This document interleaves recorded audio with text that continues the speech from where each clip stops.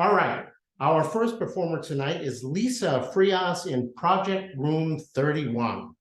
This evolving work explores Lisa's 21 years in the classroom, the blessings, honesty, heartbreak, miracles, and hilarious as hell middle school moments that happen in room 31. Please welcome Lisa Frias.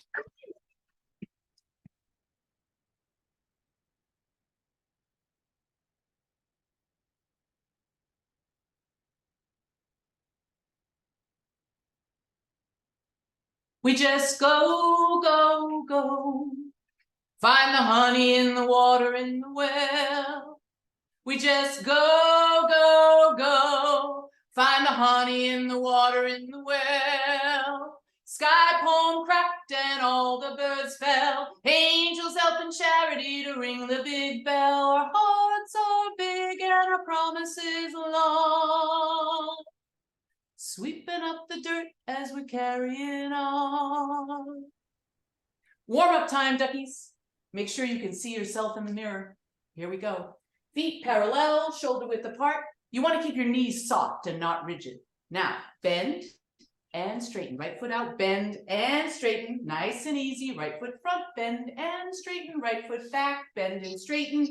Right foot center, bend and straighten. Left foot out, bend and straighten. Left foot front, bend and straighten. 50%. Left foot back, bend and straighten. Left foot center, right next to the right foot. Sweeping up the dirt as we're carrying on. Go ahead and turn out from the hip. Knees over the toes, one long line from hip to heel. Step out with that right foot, knees over the toes, back straight, abs engaged. Look in the mirror and love what you see.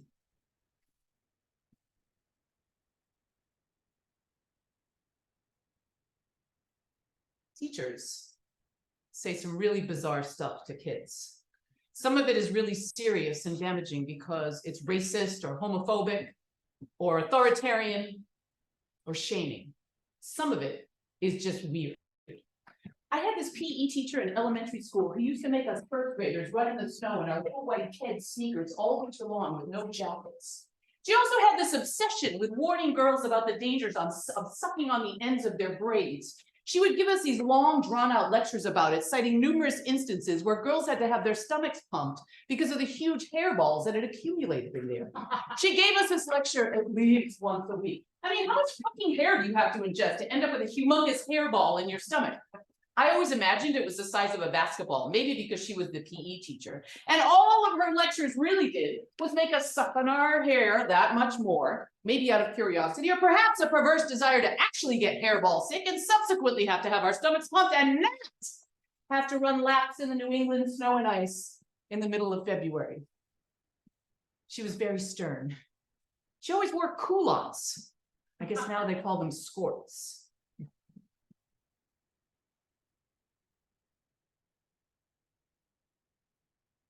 One day I'm taking attendance and advisory and I look down and see this big bulge on the left side of my leg. To make a long story short, a pair of dirty underwear suddenly falls out the leg of my coveralls and lands on the classroom floor. A pair of dirty underwear, the teacher's dirty underwear, that somehow got stuck in the leg of my not dirty and very cute coveralls is lying on the classroom floor. Okay, I'm leaving something out. The bell had already rung. The kids had already left to go to their next class, but holy shit, that was a close call. Can you imagine? I'm a popular teacher, but nobody could live that down. Go ahead and arc that left arm to the right, keeping your torso facing forward and knees over the toes. That arm should be right next to your ear, not in front of or behind your head. Keep your legs straight and maintain that turned out position. Go ahead and rotate the upper body into a nice flat back. You're gonna have to stick your butt out, duckies, to make your back flat. I know that sounds funny. He. Gaze to the floor. This left arm is next to your left ear. And duckies, we are still in turned out position. Don't move your feet. Imagine that you're trying to balance a glass of milk on your back. That's how flat you want your back to be. And go ahead and drop to the ankle, chest to the thigh. Oh, that feels good. Thumb center, hang there for a minute. Oh. And roll up, take a full count of 8 to roll up. And we are looking at ourselves once again.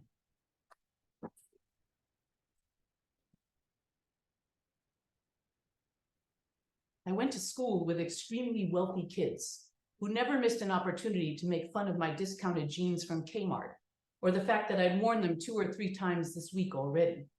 These were kids who, when they got to high school, were gifted brand new Audis when they learned to drive. And despite the fact that behind their gilded front doors, I'm sure their own versions of family trauma were playing out, that constant cloak of wealth served to create a deception the rest of us had no access to. Our shit was bare and loud and odd. Theirs was quiet and concealed and tight. At this point, I was deep in the throes of my eating disorders and starting to experiment with substances. I was wildly insecure and hadn't dealt with my sexual abuse yet. Let's just say I wasn't a poster child for self-esteem. I remember this one pair of pants I had called elephant pants. They had really wide legs, like elephant legs, presumably. They had huge horizontal stripes in garishly bold colors, which, much to my dismay, only served to make my big thighs even bigger. Like the jeans, I wore them way too much, which did not go unnoticed by my spoiled peers. This was a really rough period for my mom. So usual mom stuff, like buying me clothes, didn't happen so often. It was during this time, however, that I discovered something about myself that would prove to be the key to my survival in middle school and for years to come. I was funny. The revelation occurred in Mr. Scaduto's music class. He had one of those little record players that lived in the beige-like suitcase thing that he would unlatch and take out every day. Mr. Scaduto, he was cool. He had sideburns and wore turtlenecks. He was very popular. He had beige polyester flared pants too that somehow looked righteous on him. He had been playing Beatles songs for us all week as part of our lessons. I, as usual, sitting in the back of the class, trying to be invisible or somehow fit in with these elitist meanies. When suddenly, in response to what he was saying, I blurted out a very witty comment. Mr. Scaduto said, "Oh man, I forgot to bring the quiz I told you about yesterday." And I said, "All my troubles seem so far away."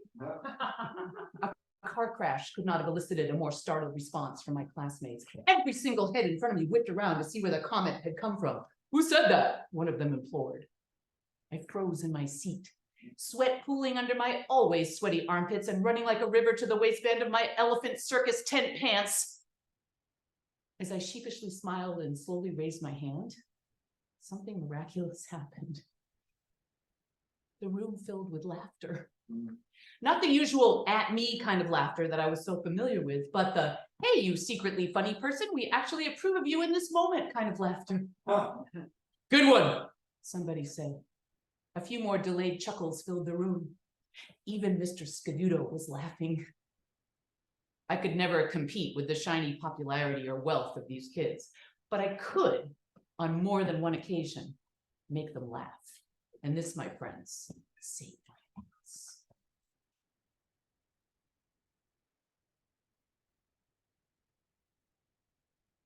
During the pandemic and distance learning, I was teaching from home. I gave an assignment on the legendary Alvin Ailey, but forgot to check the settings for the Google Doc with the questions.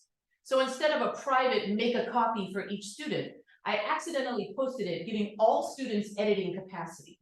And once a student typed on the doc, all the other students could see their answers. For this particular assignment, they had to answer questions about Ailey's most revered work, Revelations. One question asked, what type of music did Alvin Ailey use in Revelations? The answer I was looking for was African-American spirituals, blues, and gospel music. This one student, however, answered like this. The type of music Alvin Ailey used in Revelations was, are you ready? Jazzy Catholic jazz. Jazzy Catholic jazz.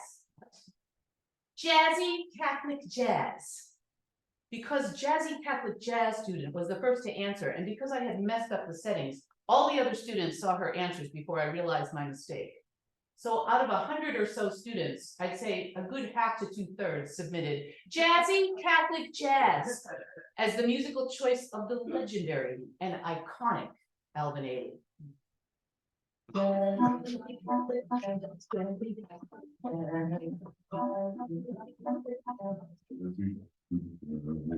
Lunge series. Go ahead and slide that right leg all the way back into a really nice lunge. Remember, the closer that your knee is to the floor, the better the lunge. And go ahead and keep that front foot on the floor, duckies. Don't lift the heel. Your front leg should look like an upside down letter L. That's how you know you're doing it correctly. L for Lisa. Go ahead and reach that left hand up to the ceiling and look at it. Reach, reach, reach for the stars. Go ahead and bring it to the front and the inside of that left leg and tuck it behind like this. Excellent. Go ahead and straighten both legs, chest to the thigh. Bring that right foot center, bend and straighten, slide the left foot back, and repeat everything that we just did. Lunge, lunge, lunge, and reach, reach, reach. Did I accidentally say fuck before? Oh my God, is that why they were all snickering? No, I didn't say it out loud, did I? They would have told me. I think they would have told me. Wouldn't they have let me know? I'm so popular, they would have let me know. Did I say fuck outside? Oh my God, did I say it out loud? I can't believe it. And your head is the last thing to come up. Butterflies, they struggle too. I started doing meditations once a week on Mindful Mondays. At first, I was worried the kids wouldn't be into it or they'd think it was really weird. Not only did they grow to really love it, they let me know how much they needed it. They are masters at showing up despite some really crazy shit going on in their lives. And the opportunity to hit pause and focus on some self-care, really important for all of us. During one meditation, I closed my own eyes and instructed the students to place one hand on your tongue and feel the rise and fall of each inhale and exhale. I gave a few more instructions, a bunch of affirmations, and had them continue their mindful breathing a little while longer. When I opened my eyes, and before I guided them to the end of their session, I was shocked to see almost all of the class with their mouths slightly open and one hand holding onto their tongues. Their tongues. They didn't hear tum for tummy. They heard tongue. Oh my God, they looked so ridiculous. When they opened their eyes, we all had a really good laugh about it. They said they thought it was really weird, but you know, they went along with it anyway.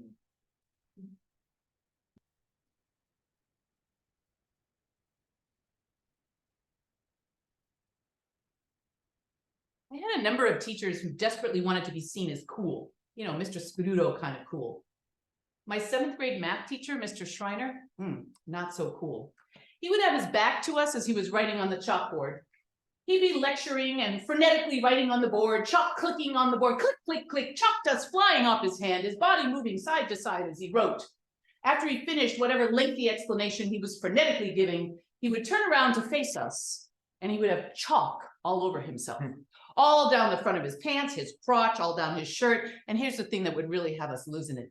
He'd have chalk all over his face, all over his lips, his eyelashes, his eyelids, his nose, his forehead. It looked as if the dude did a swan dive into a pool full of chalk. It was crazy, and it happened regularly. He never knew why everybody was laughing. Nobody told him. I guess we should have. And then he would get really mad at us, which of course was even funnier. This chalk-covered madman screaming at us like a maniac. I know because being funny was my only perceived middle school attribute. I dropped a few good one-liners about old Mr. Chalkman.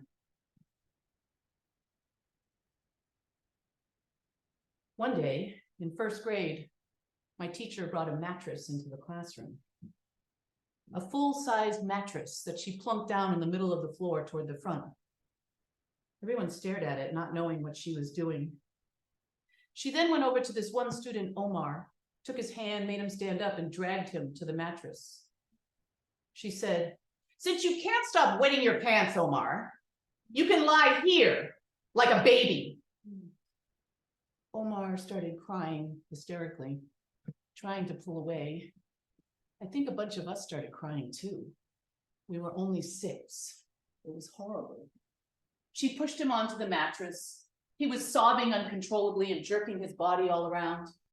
She continued to push him down and berate him until she got tired of traumatizing him and pulled him up and out the door to the principal's office.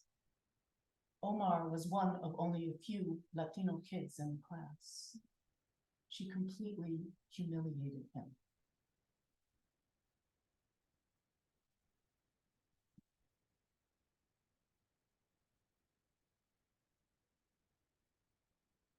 Roll shoulders back as you walk forward.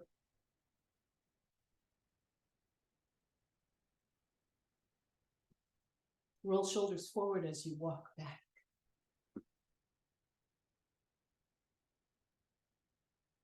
One, two, three, tap, 4, 5, 6, 7, tap, 8. 4 steps forward. 4 steps back. Welcome to the deep end of the pool. So why duckies? I don't know why exactly. All I know is at the beginning of my teaching career, I started calling my students duckies, and they started calling me Mama Duck and bringing me rubber ducks. And for 21 years and counting, it has stuck. Thank God. We all like it.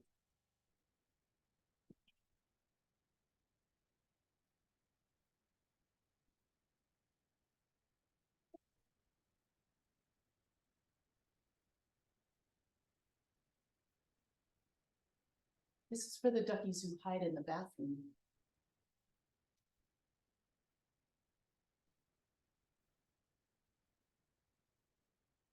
This is for the students who never get in trouble, but who need attention too.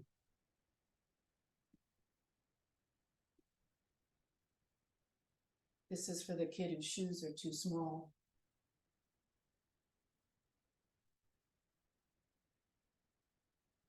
This is for the duckies who don't look forward to school vacations.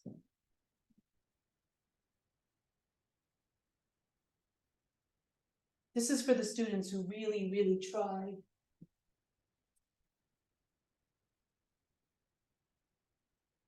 This is for the students who always eat lunch alone.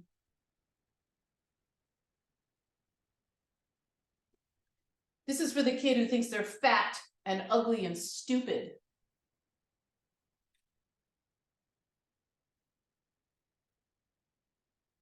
This is for the kid no one realizes is hilarious.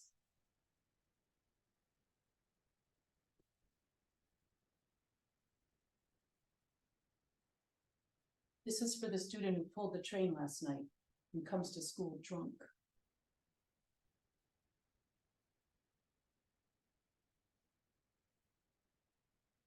This is for the student who courageously comes out to their family.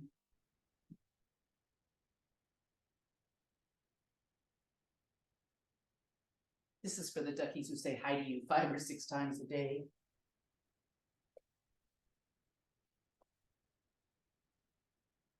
This is for the kid who doesn't use deodorant.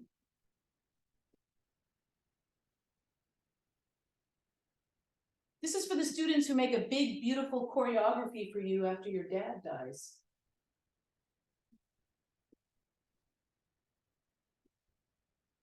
This is for the kids who say, I love you to their friends, and they really mean it.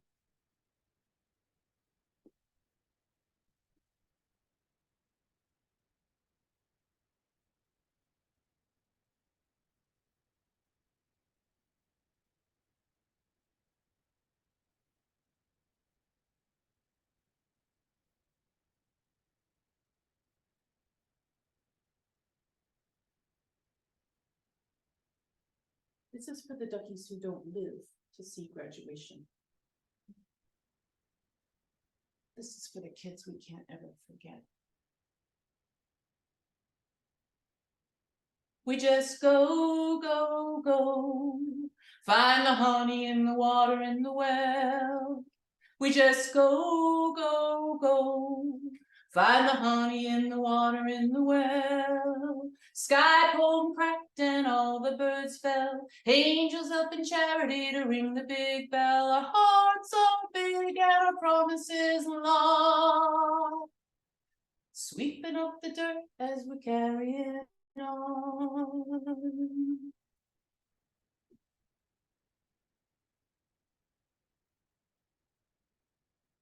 I remember this one time when I was a pretty new teacher, I was really hard on this one kid, TJ. I scolded him in front of the class and it was just too harsh. He was talking constantly the whole time I was trying to teach. I just blew up and screamed at him. Not reacting to this kid was an everyday thing.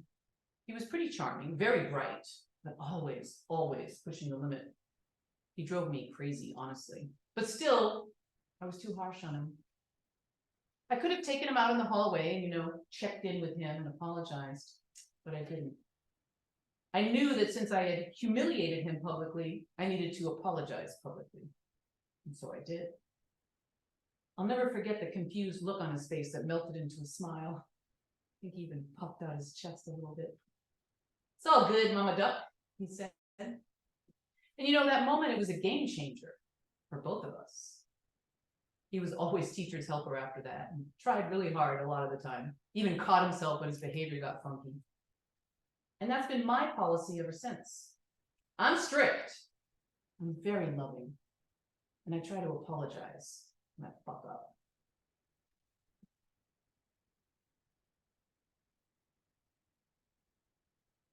Don't try and count the feathers on your wings. It just might slow you down.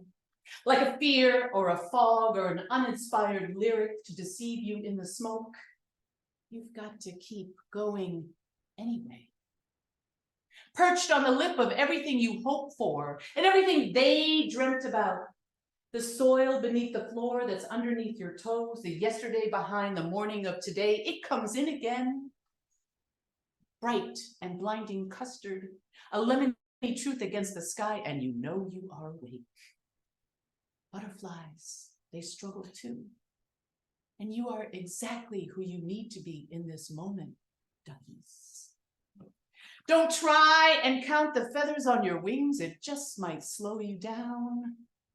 Cradle a bowl instead to catch the floating bubbles or the prayers of fragrant gardens, an imprint of the strange drawings in your journal books. There is wind inside your breath, ancient, contemporary. I love breathing. So do you. It's hard as hell, still. Don't try and count the feathers on your wings. It just might slow you down. And we need you here, duckies. We really need you here.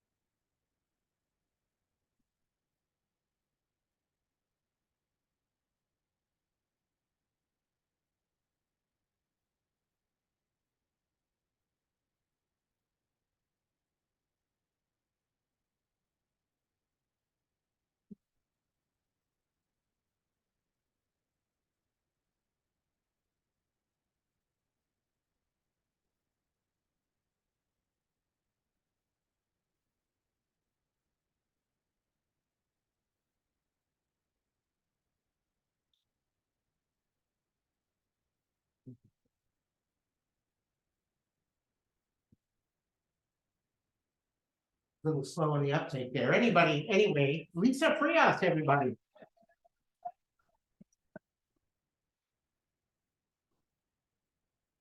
Sounds like a great teacher. All right, our second performer tonight is Albert Alexander in Popov Vodka. In this piece, Albert reviews the cheapest vodka in America, told through the story of some young, drunk college boys facing their mortality. Please welcome Albert Alexander.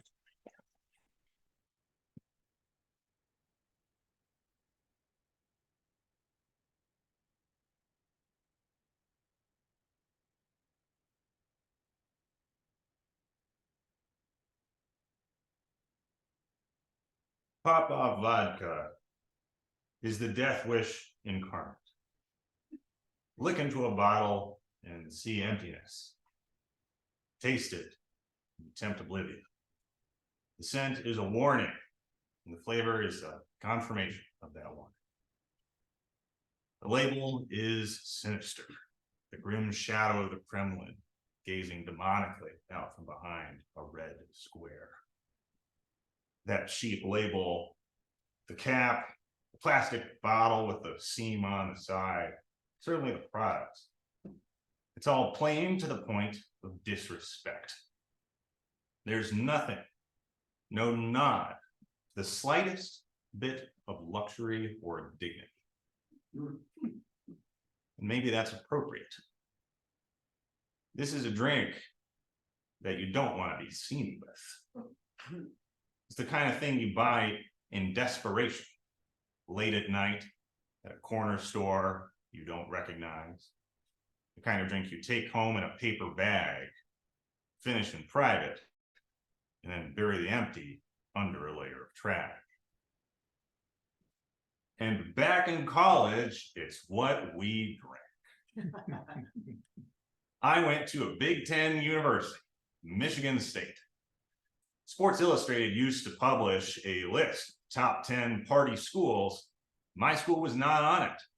Sports Illustrated said that is because including professionals on a list of amateurs would be unfair to the rest of the group. And I lived on an honors dorm, but better grades doesn't mean cleaner living. It's about as messy as you'd see anywhere. And there was some business majors on my floor who did the math for the rest of us. If you either don't care or can't afford to care about quality, flavor, or really anything other than cost, then Popov vodka at 42 cents per shot is the rational drink. I don't remember what I first got drunk on. Might as well have been Popov. It was definitely some kind of cheap vodka. I was auditioning this guy who played guitar for a show I was going to put on. And after he played, he asked me if I wanted to shoot vodka and watch the OC. I'd never done either of those things. So I said, sure. I still don't remember doing either of those things. I do remember attempting and failing to do front flips in foreign hallways. I remember a stream of faces that would then smile and remember me later, and I would simply be confused.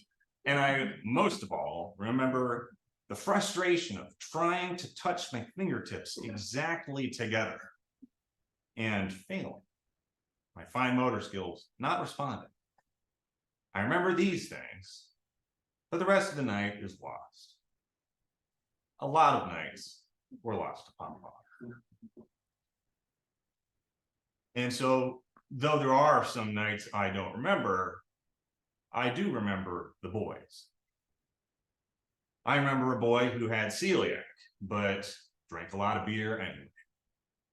And those 30 racks each weekend were taking millimeters off his colon that would never be restored. I remember this guy my friend lived who was hooked on muscle relaxers. And we'd come home sometime and find him just sprawled out on the floor. And we'd check his tongue and sit him up, drag him into his bed because he wasn't able to move. I remember another guy on my floor who one night did all kinds of stuff, way too much of it, and out of nowhere just screamed in a stairwell and sprinted off into Michigan night during the winter without a coat. Paramedics found him, brought him to a treatment facility. He stayed in rehab for a couple of weeks, and he came back a changed person. He used to dream of being a senator from the state he loved, Alaska. But those dreams died that night. The same night, I heard that an 8-point buck had crashed through the glass doors of the dorm, frothing and snorting, confronted the night watch, this tiny girl doing her homework, stopped, turned, and galloped away. Strange coincidence. That was the story. Actually, it turned out a boy had tried to lure a raccoon into the building and had damaged the door in the process. All of these boys were Popov. I remember participating in this strange annual ritual at the school. It was a big sports school, and if we made the Final Four or didn't, then a large crowd of students would gather around the Cedar Village apartments, maybe 1,000. And they would stand there milling around, just waiting to see if the mob would become a riot. This year, it did not. No one threw a glass bottle at a police officer. No out-of-towners started fights. No cars got flipped. So we just sort of stood around, casually talking and drinking until I heard this sickening crunch from overhead. When I looked up, the 4th floor balcony, the Cedar Village Apartments, had collapsed. And there was a girl on it. She fell through the floor and got caught on the level below, thank God. But it wasn't a good fall. She didn't get up. And when the crowd saw this, they went silent. In the midst of that silence, I heard a boy yell, "No fat chicks." That boy was Papa. I also remember the time the riots did happen. I guess the cops saw one too many couches on fire and they stormed Fraternity Row, where there was a bunch of kids, being dumb and having fun, and they shot tear gas through the windows of all the fraternity houses, flooding those buildings and causing 17-year-olds to run vomiting into the street. This is still against the Geneva Convention, by the way, but it's pretty militarized local police force. And they would herd all these panicked kids towards the center of campus. Now, meanwhile, on the south side of campus, that's where all the athletes hang out. And they were also having too much fun. So the cops started shooting tear gas all over South Complex and herded them north. Now, as you might imagine, if you take two huge crowds of panicked people and you cause them to collide, you end up with something that really resembles a riot, which needs to be controlled. So the cops surrounded this group and launched more tear gas all over the center of campus. I didn't know that this was happening. I'm not a sports guy. I was hanging out in my girlfriend's basement dorm, and we were just chatting when we noticed that our eyes felt a little irritated and then started to tear up. Started to feel a scratch in my throat and then coughing, and then now we're both crying and starting to feel nauseous. And then we noticed that there is a thick fog settling in the room that is leaking through the window. So we have no context. We just leave. We go outside the room, run upstairs, leave the building, and see this war scene, basically. That gas, I think, was Popov. And although a lot of these nights were bad, I also remember one that was kind of magical. I was walking home from this party super late, maybe 3 or 4 in the morning. And I drunk a little earlier at night, but I felt completely sober. And it's hard not to when it's 0 degrees. When it's that cold, it hurts to breathe. It's so cold that it freezes the moisture out of the air and out of your lungs. And although it hurts, especially when it's that late and that dark, it also freezes the water and the air into these little floating specks of ice that glint in the street lamps. And when you're walking through it, it feels like you're walking through a low-hanging constellation of stars.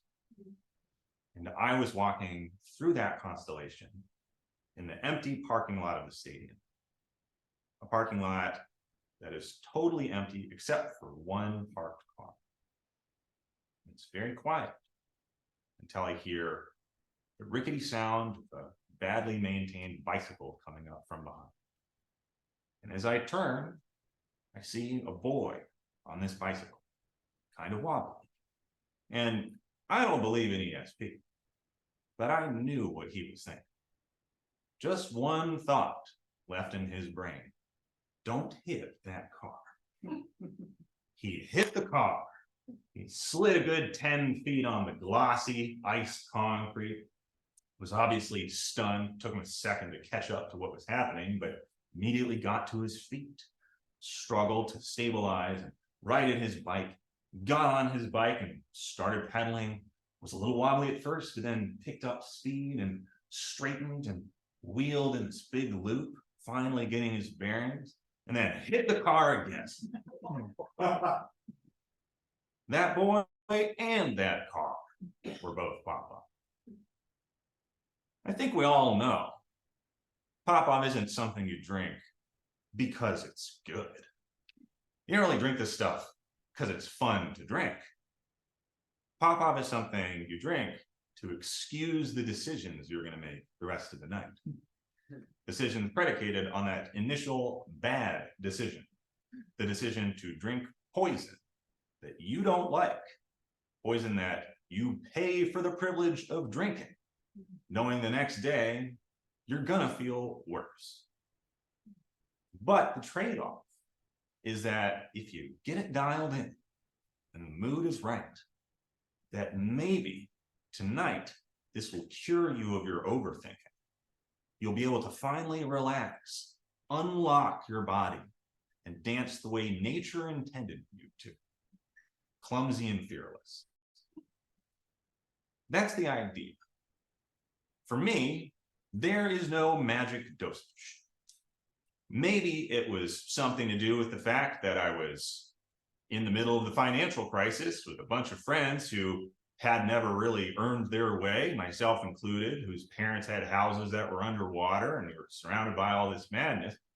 But maybe it's biological. I don't know. But whatever the cause, either I would have enough that I'd maybe get sick and go home early, but not really chill out, still be just as vigilant. Or more rarely, I'd have too much and forget.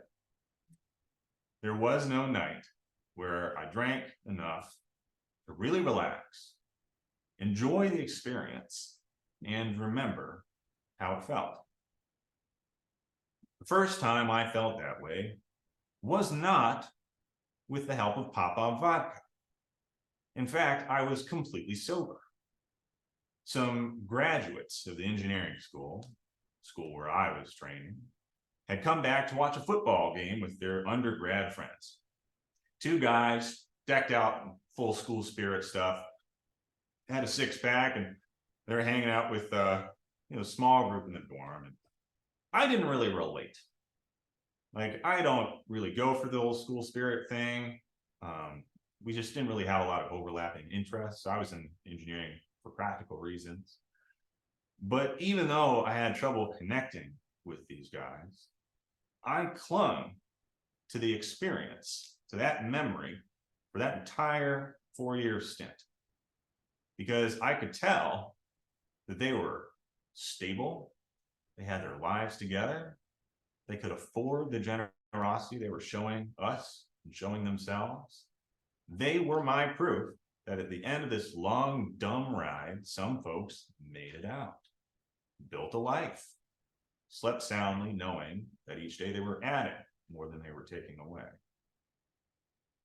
And I made it out too. And having made it out, I'm not going to drink Popov again. I don't miss it. I don't miss any of the stuff we drank. In fact, I don't even know if Popov is stocked in San Francisco bars. It's a little too cheap for them to keep the lights on, I think. But I don't know, maybe I'm unique. My classmates clearly had a different experience, so I checked in on it. And those finance guys are still in Michigan. They run an IT consultancy firm now. It seems like they're doing pretty well. Some of them are married. On the weekend, I bet they hang out, go golfing, maybe chill on someone's boat. And when they do, I wonder, what do they drink? Whatever it is, it's not fucking Popov. And with that in mind, with Popov in the rearview mirror, I'd like to point out that this is also not Popov. Who here in the crowd has a water bottle with them right now? That's what I'm talking about. I'd like to offer a toast with all of you. A toast to vodka's better half, the stuff of life.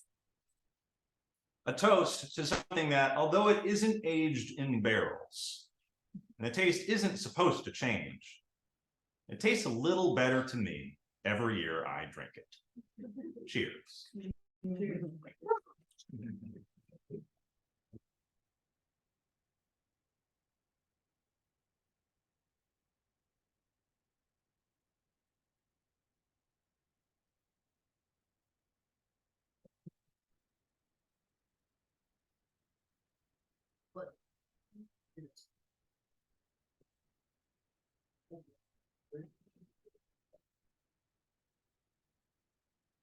I sort of remember people pushing a refrigerator out a window where I went to school, my freshman year.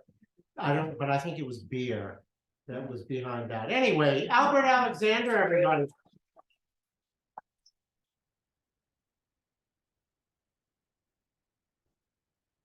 All right, and now for something completely different. Our final performer tonight is Kimberly Walker in She's Relentless.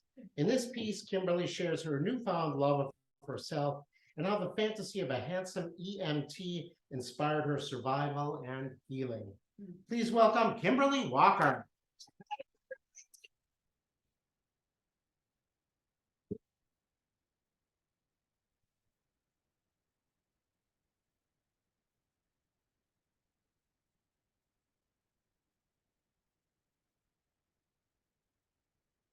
The awakening.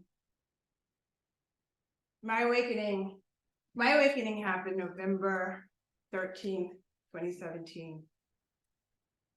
And that day I learned, and every day after that I learned. The first thing I learned is that I'm relentless for the D. The peen. Yeah, you heard me right.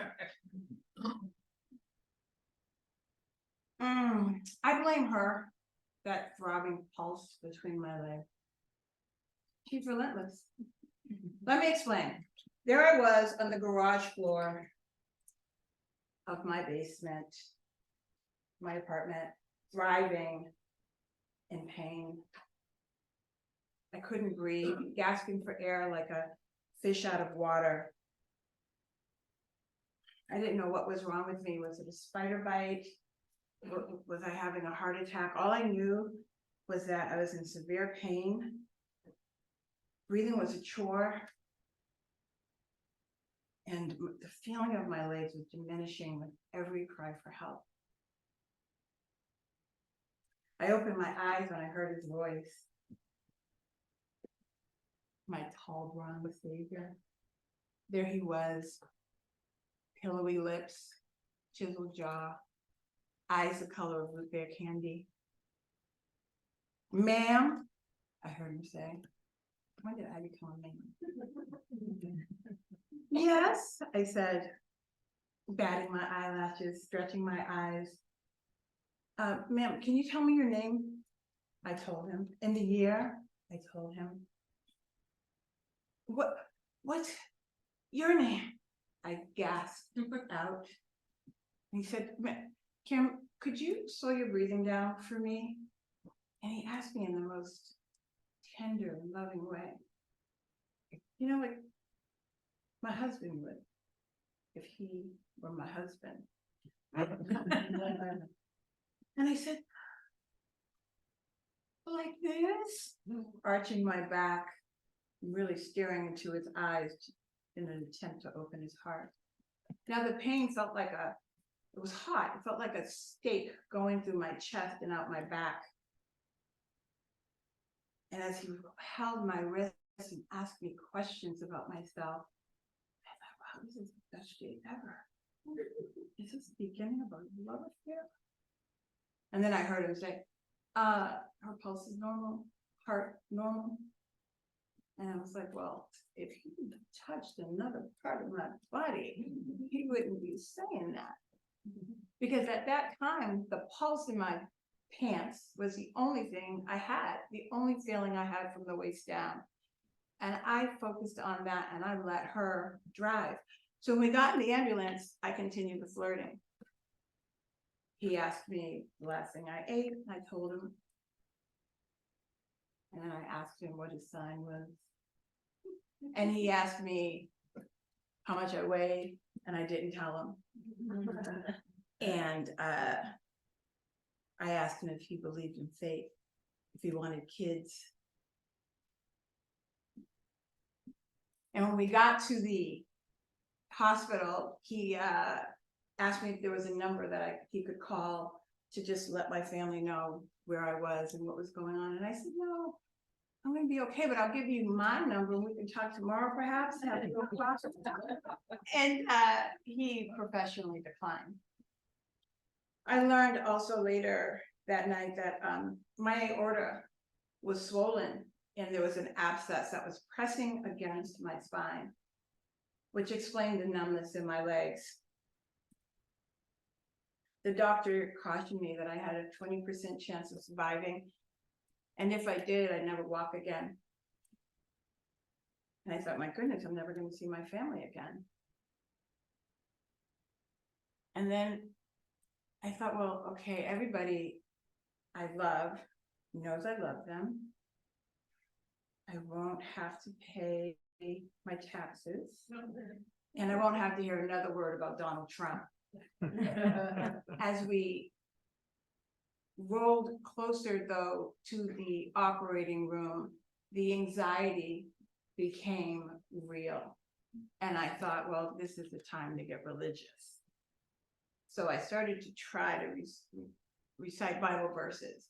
For God so loved the world, he gave his only begotten son to, damn it, I didn't listen to Granny in Bible study. Okay. The short ones, God is love, Jesus wept. Oh, I ran out of the short ones. Okay. Pray. Now I lay me down to sleep. I pray the Lord my soul to keep. If I should die, no, God, no. We don't want to talk about death. Hail Mary, full of grace. You're not Catholic, Kim. God is good. God is great. I'm thankful for this food. All right, that's not going to work. Sing something. Lift every voice and sing. Nope, that's not what you want. And then I heard like a Mahalia Jackson, Aretha Franklin.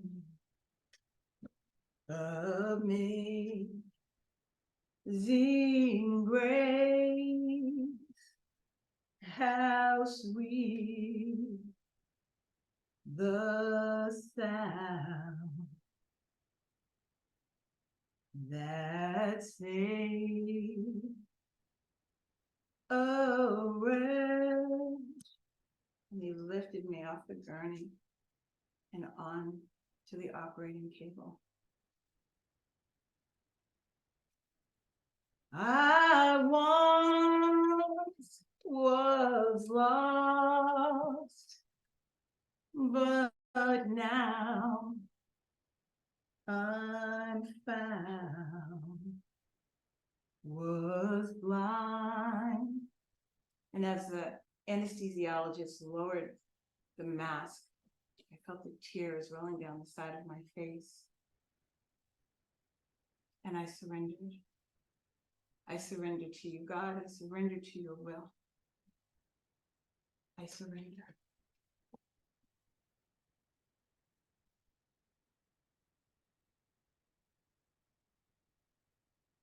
Well, spoiler alert. I woke up surrounded. Upon waking, I heard this light cheering of the torso-colored scrub surrounding my bed. And I thought, oh, I'm not dead. Am I dead? The pastel colored torsos, they're not white. I might be alive. Let me scan the body. Scanned my body. I thought, yep, I'm in hell. I couldn't feel my body from my waist down.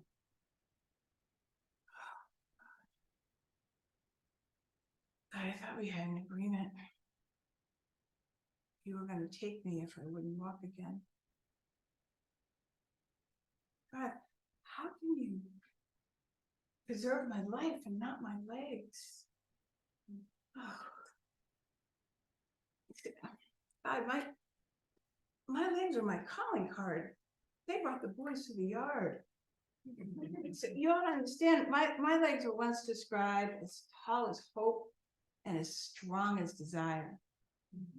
Yeah, well, I described them that way. That I'm making is that my legs strutted in and out of rooms. My legs kicked and jumped and spun and danced with grace. My fucking last name is Walker. Not being able to walk is completely off brand. What is going on?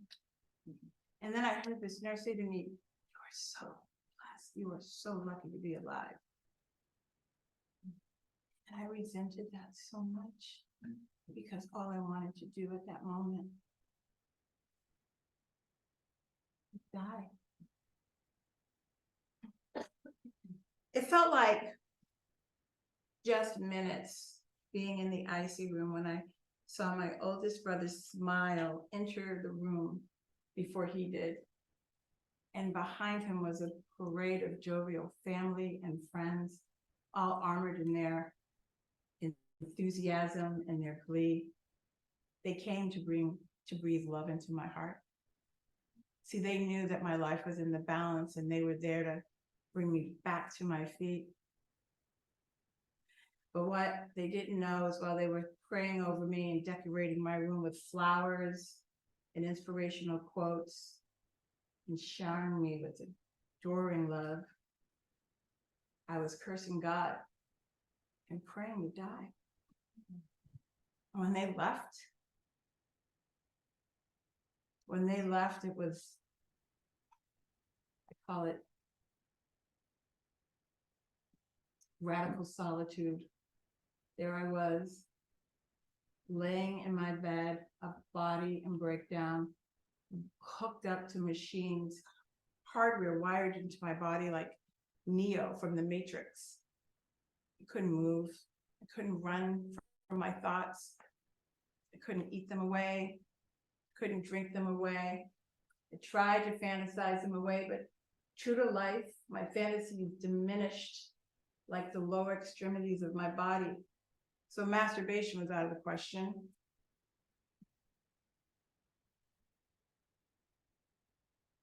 And then when moved into rehab, and without that opioid button to push, life got darker.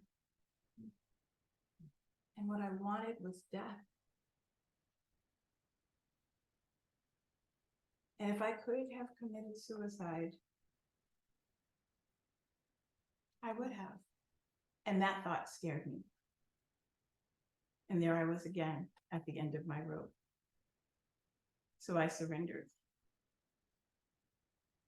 And at that time is when I learned that we're about 99% spirit and just 1% body, 1%. And that 99% divine light, that idea of that 99% divine light isn't a new concept to me, but it's one that I now know is true. I didn't get there overnight. I had to go through a series of feeling sorry for myself, feeling super alone, isolated. I felt like I was in solitary confinement. And don't get me wrong, I was surrounded by people, but I felt like I was floating on this island between what was and the unknown. And I just kept asking the question, how did this happen to me? Why did this happen to me? And you know, when you ask the universe a question, the universe will answer. But I bet you don't know, when you ask the universe a question with no distractions, not even movement, the answer is in Technicolor. And what I saw in front of me was my little chubby girl in front of the TV, watching supermodels, watching actresses being celebrated for being a size 0. I saw the little girl on the bus or in the playground being teased by kids for being fat, being overweight, being ostracized, hearing family members tease as she walked across the room, wagering, betting how much she weighed. I spent the better part of my life as a child learning to hate my body. And what's even more tragic is because I couldn't like my body and my body wasn't lovable, I thought I wasn't lovable. I really coveted that European body type, and I worked hard. And as soon as I learned how to lose weight, I committed to a very strict regimen of severe dieting, excessive exercise, and X-Lax.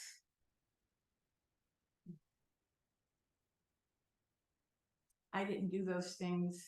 I didn't exercise. I wasn't a group exercise instructor. I didn't run marathons because I loved my health and I loved my body. I did it to run away from myself, to be something different, to be a size 9, to sit down without any folds, to walk without my thighs rubbing. That would make me lovable.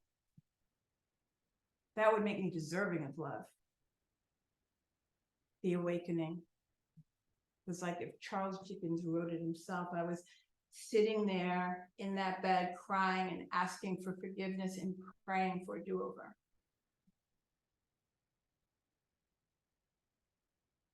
I think it was maybe the next day, in a couple of days, when the spine doctor came in and said, you know, walking is possible, but you're really gonna want it.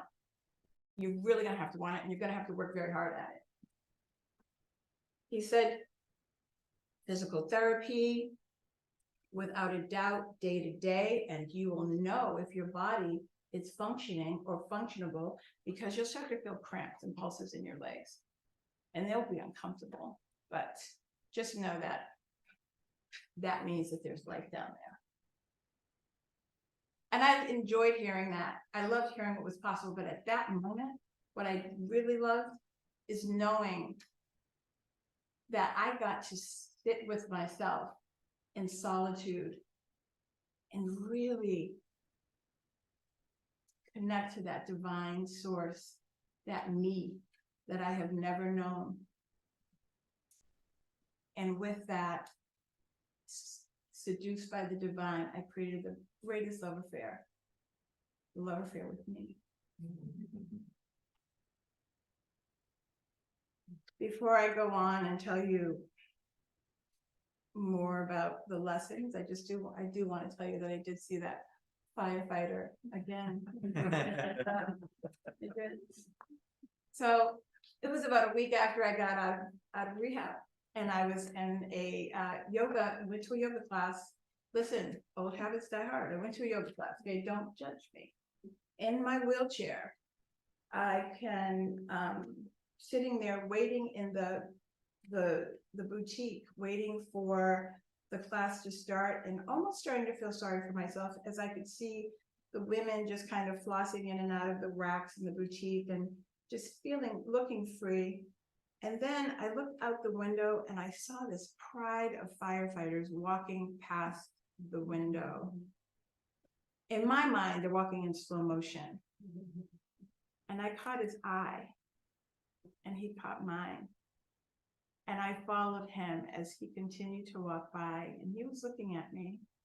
And then he stopped and he walked into the boutique.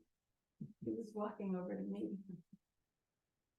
I stopped breathing, and he held my hand and he knelt down in front of me. His voice was a little baritone. He had like a little sweet southern tone to his voice, and he said hello. And I think I said hi. And then he said, "You are so beautiful." I know I heard that.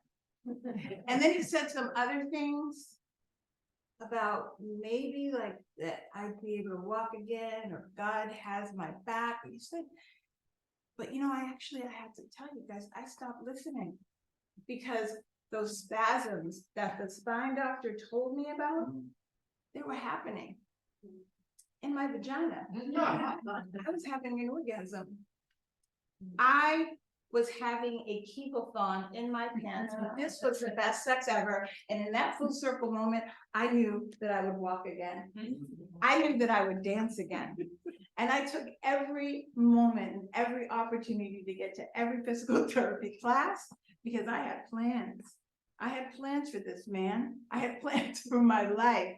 To get to every physical therapy class, I had friends and family support me every moment along the way. It is why I stand in front of you today. And I'll tell you, the biggest lesson is surrender. Surrender. When there is nowhere else to go, surrender is the way forward. And then love. Love is a medicine. Love is a medicine that ignites miracles and heals the deepest wounds. And everybody in my life knew I loved them, but I didn't know how loved I was until I learned to love myself. Gratitude. So what? I don't strut. I saunter. So what? I can't jump. I stand grounded. And I can't kick to my ear, but I never could.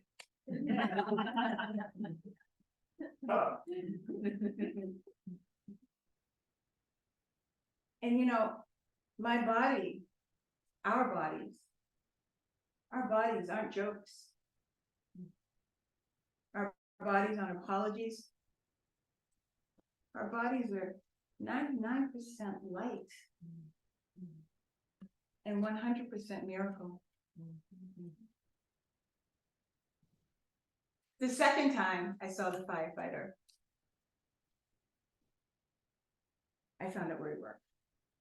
I'm not a stalker, but I wanted to say thank you. So I bought him and his colleagues some cupcakes.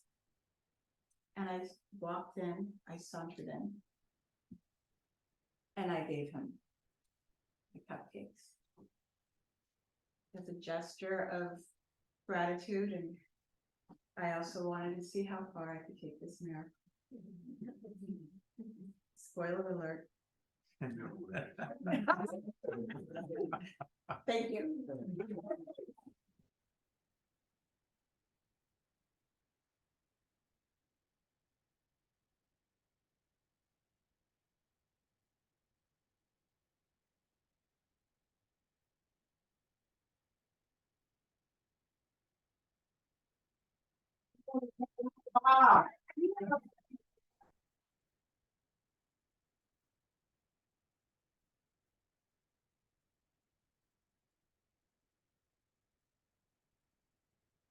All right, so we're gonna take a minute to get some stools and or chairs on the stage, so.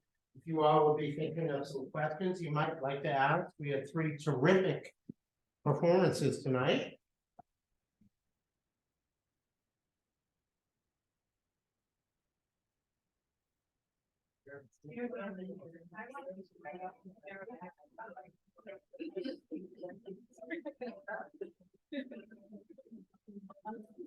Okay.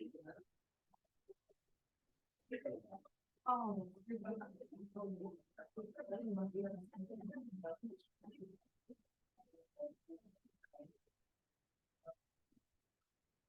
that's a little. Beats. You want this one, sir?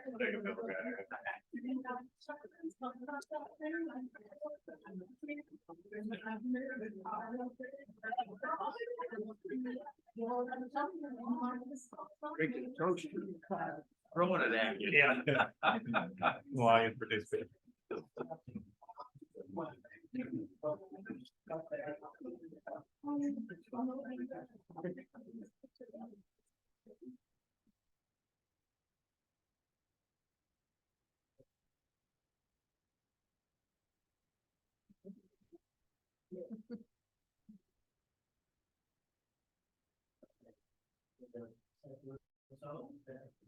Folks leave. Sometimes it takes a little while for people to warm up in terms of questions, but let's take a shot. Anybody have one off the bat that you want to ask any or all of the performers? People can be a little shy, I get that. All right. I have a Oh, there you go. Right, the front row, please. Yeah, I'd love to hear from all the performers, you know, I guess like a similar theme that I saw was this like dialogue between a past and present self. And I'd love to hear about like the internal journey that happened as you were curating the performances you shared tonight. I mean, I could start on that. So I didn't like the experiences. They were not super fun to revisit. And when I was originally developing this, I actually wrote in, it was like part of like a 3-act thing. And I wrote in a sort of bit for myself afterwards, where like the person producing the show with me, I had her sit down and be like, hey, Albert, that sounds like it was kind of stressful, you know, just to kind of like in the show, like do some of that post-processing. And I ended up like removing that later, but it took a while to like fully metabolize everything and get that distance. And I mean, I think that's part of the cycle every time when I write about something personal, to kind of get close to it and then have to work through my own stuff until I can professionalize it, but then keep it alive,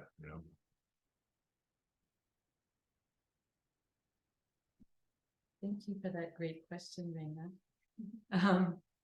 For me, I opened myself to telling the story of being a teacher, and much to my surprise, I ended up telling half the story about being a student. And I think that it surprised me at first, but then it just made so much sense. I mean, my other stuff that I've done is very autobiographical, and it has other stuff too, but it didn't surprise me, it didn't scare me, but there were elements of it that were surprising, and there were parts of it that felt vulnerable, and it felt actually kind of essential, because to show up in a good way as a teacher, I have to remember what it was like to be a student, and I try to remind myself of that regularly, and sometimes I do better at that than others, but yeah, so I never set out to do this kind of parallel process. I was going to just write about 21 years as a teacher. I figured I've got plenty of material because I've been doing this so damn long.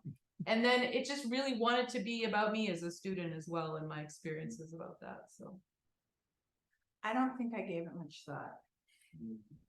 It just. In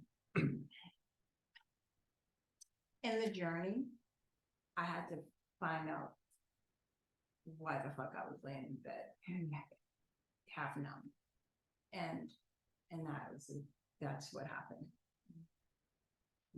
I guess it's true what they say. You have to really find out what went on in the past in order to heal what's happening right now. And I committed to healing, and that was where I went.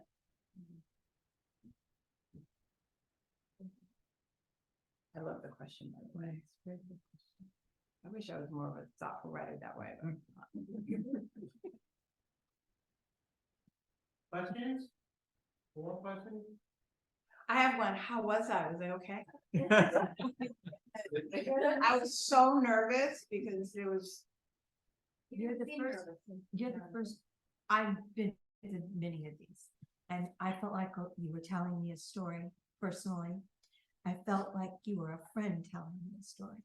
I am. And I absolutely have, it's not the subject matter really, it's just the way you connect to I think you connected to my husband as well.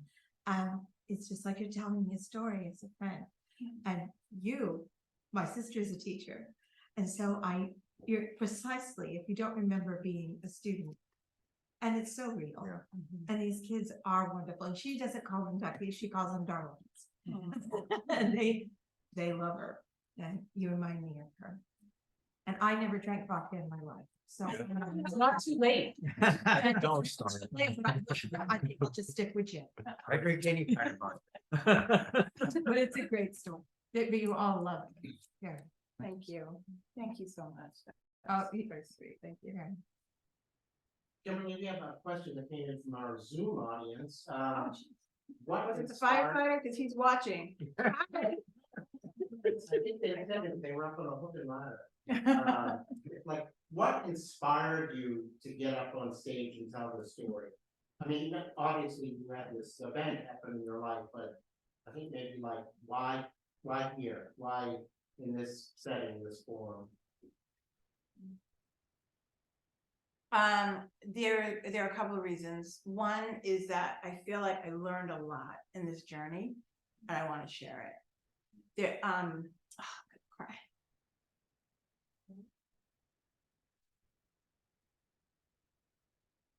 When I didn't think I'd walk again. Sorry. Right, we're here with you.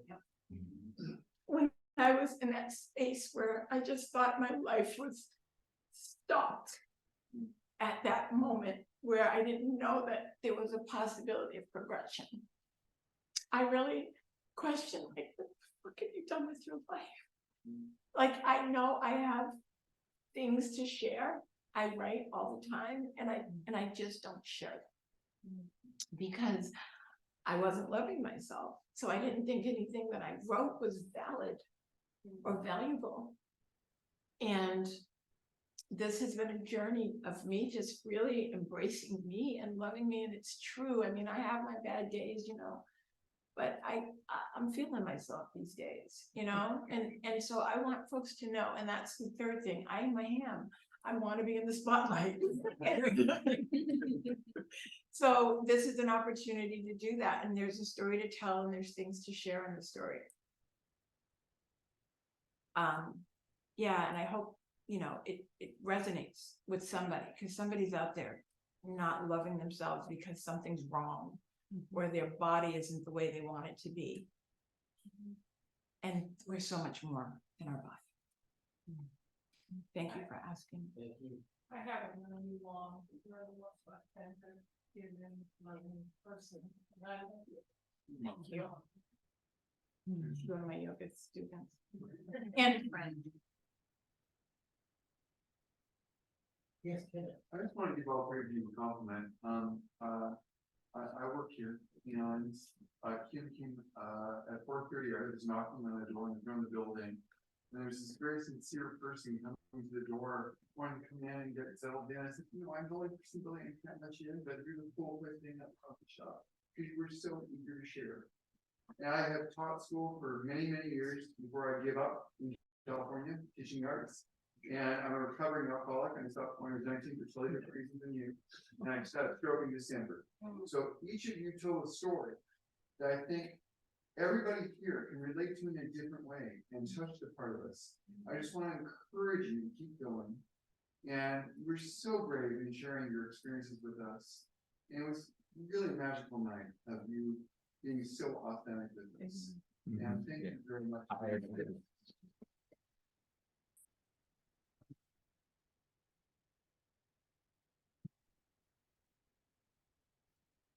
I will just say that, you know, you never know on a Monday night, right? And the three, right, sometimes they're just like these really funny, silly stories. But all three of you, right, had these life lessons. Each one of you was sort of sharing a life lesson that you have learned along the way. It does feel like sort of a very special night here, so thank you to all of you. But I don't want to stop other people from asking questions. We have other folks that maybe want to ask something. Don't be shy. You don't have to get on stage to ask.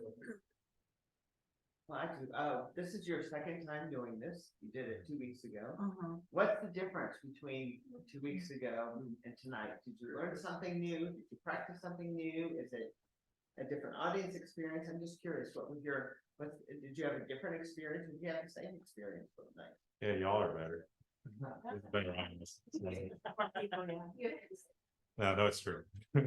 Like last one was fine. It's better house. So last week too, we're not mad, like, this is a fantasy. So we're not married. I went back, I gave him the cupcakes, and he's a gentleman, and he took them, and, you know, so long. He's actually watching. We stay in touch, but he may be now, but I don't know. But we're not connected in that way. So that was just a way to finish the story. Last week they asked me that, and so I got a chance to say that, and I really wanted to, because I felt like most of the story is all the story of my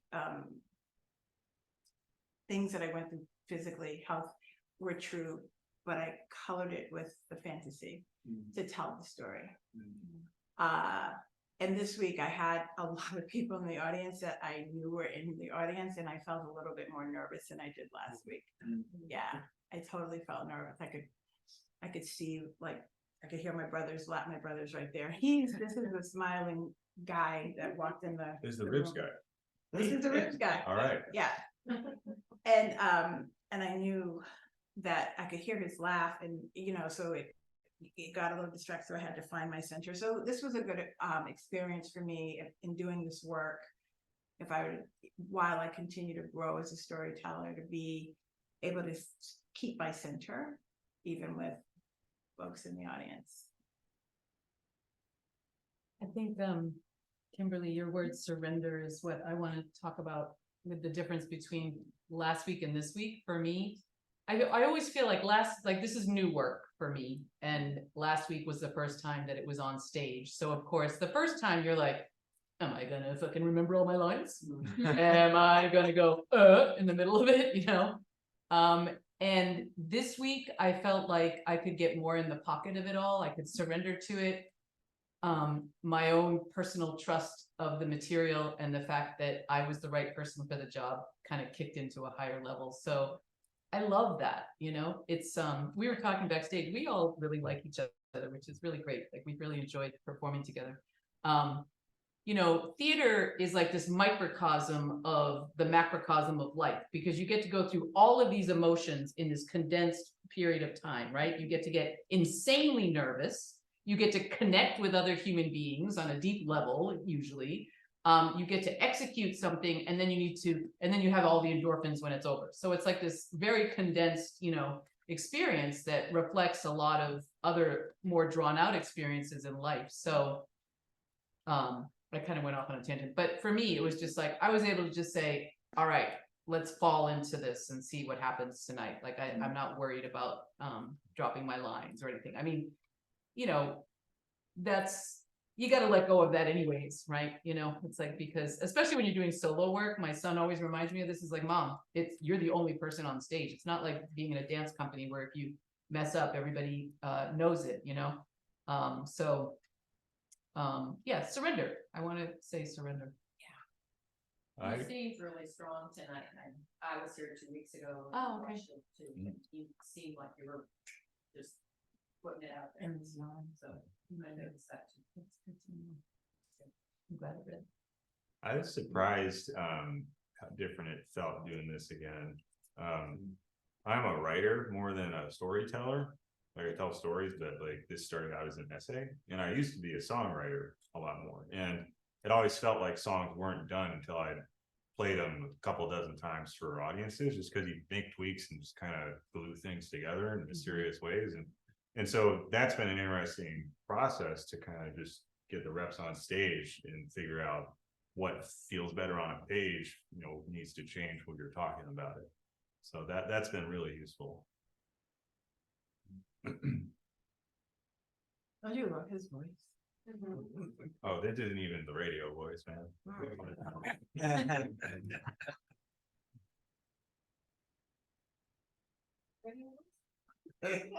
Well, I suppose I could. Yeah, it's different. Whatever song you're playing. Yeah. You should read the phone book. On That one? radio. Sure. I can ask questions on that. I'd love to hear, like, as storytellers, what is your process of like identifying and honing in on the story that you want to bring to the stage? I'm the weirdest one. I write mostly food reviews. And I try to write about food that gets overlooked that I feel ambivalent about. So this one's a little more polar than most of my stuff. Like, a lot of my other things are like writing about Reese's Pieces, or, you know, I do a lot of candy. or corn, you know, corn's pretty good. Just corn. But I thought it'd be good to like take something that's felt a little more personally charged, that I was gonna do something on stage.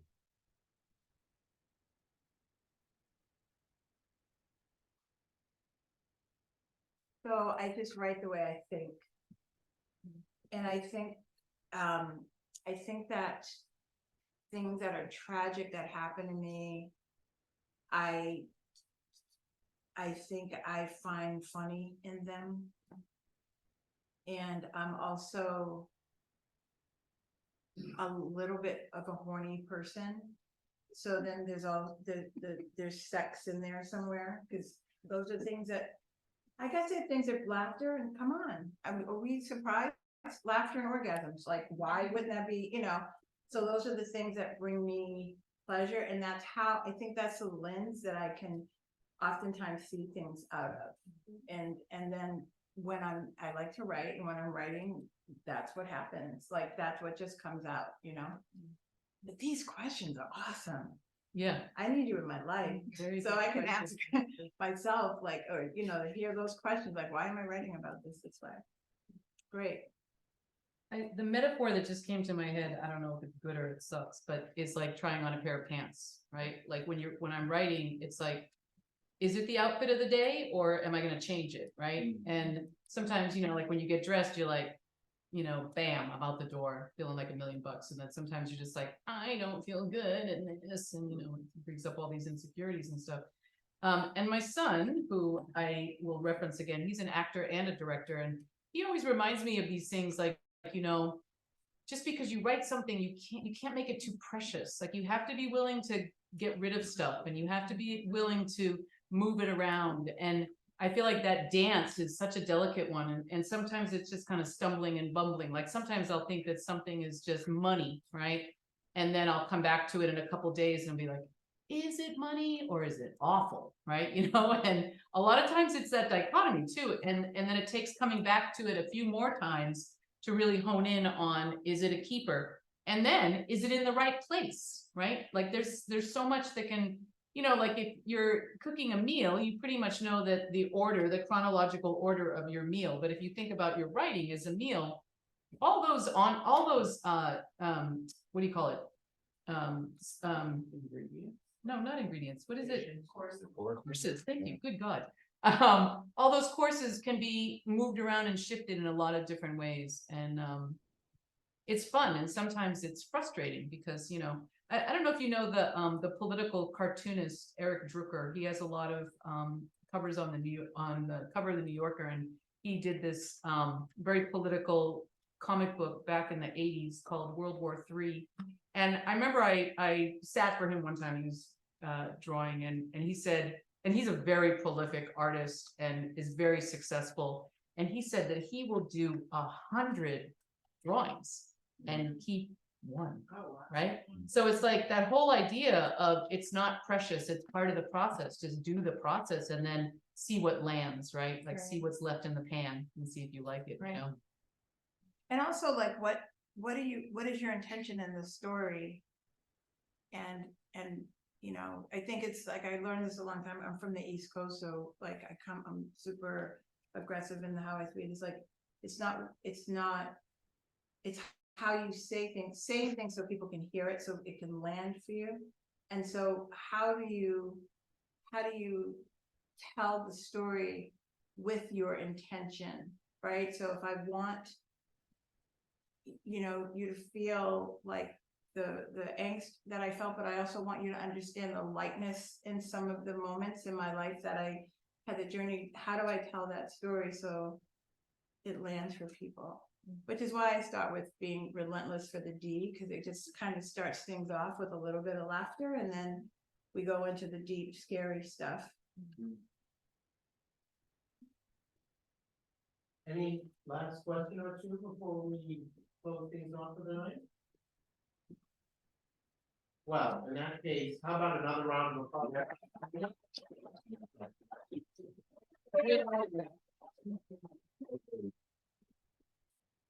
Yes, Alexa, who by the way, ran the lights.